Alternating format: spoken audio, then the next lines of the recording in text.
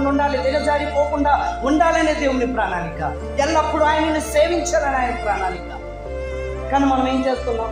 చాలాసార్లు తప్పిపోతున్నాం, చాలాసార్లు సన్నిధిని మనం నిర్లక్ష్యం చేస్తున్నాం. కానీ ఇలా తప్పిపోకుండా ఉండాలంటే, మనం సంరక్షించబడాలంటే, మనం కాపాడబడాలంటే మనకు ఒక రక్షకుడు, ఒక కాపరి అవసరం. దేవునికి స్తోత్రం. అదే మన దైవజనులు.